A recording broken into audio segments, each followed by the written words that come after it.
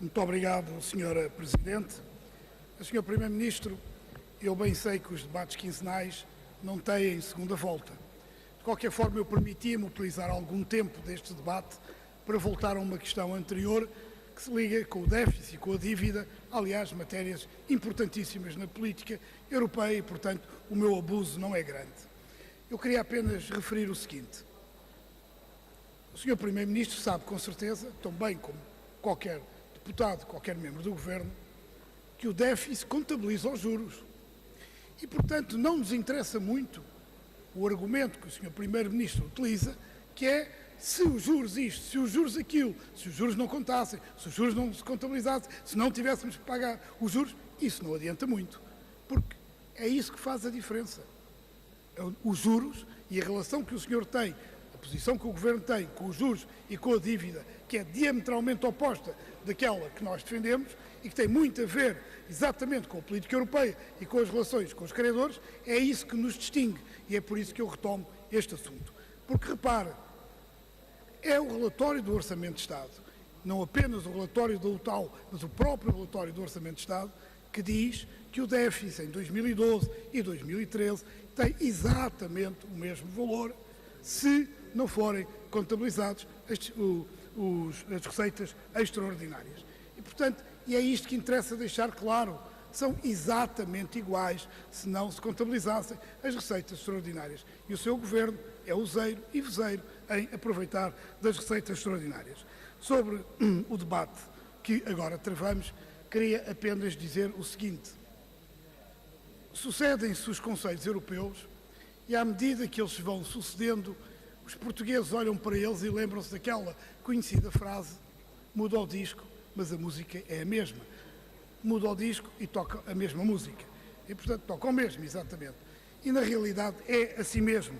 Muda o disco e toca o mesmo. E, portanto, eu não estranho nem tenho a expectativa que o Sr. Primeiro-Ministro, amanhã no Conselho Europeu, levante a sua voz reclamando uma política diferente daquela que tem sido prosseguida pela Comissão Europeia. Na realidade, a elite europeia tem sempre a mesma receita. Castiguem-se aqueles que supostamente vivem acima das suas possibilidades, salvem-se os bancos e protejam-se os credores. Em resumo, é isto e muito pouco mais, e por isso, quer a Europa, quer os países que estão em maiores dificuldades, se encontram progressivamente em maiores dificuldades.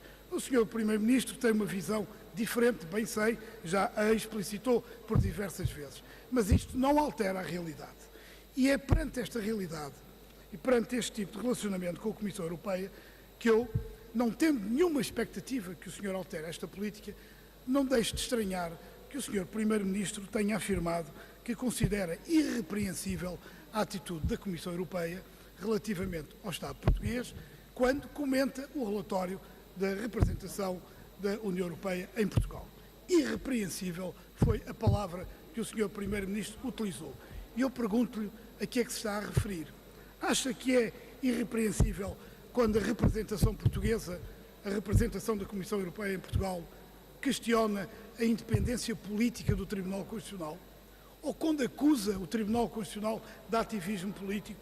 Ou quando questiona, veja lá, que o Tribunal Constitucional não respeite a soberania do Pacto Orçamental?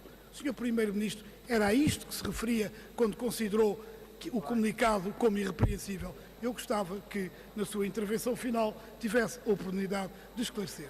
Porque, na realidade, e se a Sra. Presidente me permite, nós já percebemos, Governo e Comissão Europeia desenvolvem uma campanha contra o Tribunal Constitucional, fazendo os portugueses imaginar, iludindo os portugueses sobre a responsabilidade do fracasso desta política. E mais, Sr. Primeiro-Ministro, é lamentável que a Comissão Europeia e o Governo queiram exigir do Tribunal Constitucional que o Tribunal Constitucional deixe de fazer aquilo para que ele existe, fazer cumprir, fazer respeitar a Constituição. Hoje, os senhores pedem a cabeça do Tribunal Constitucional. Amanhã, a Constituição, porque verdadeiramente o que os senhores querem é acabar com o regime democrático e constitucional, acabar com a democracia social, limitar os direitos, virar o país, o regime do país, de pernas para o ar. Nós não aceitaremos isso. Nós defendemos esta Constituição porque esta Constituição é a democracia pela qual nós nos batemos.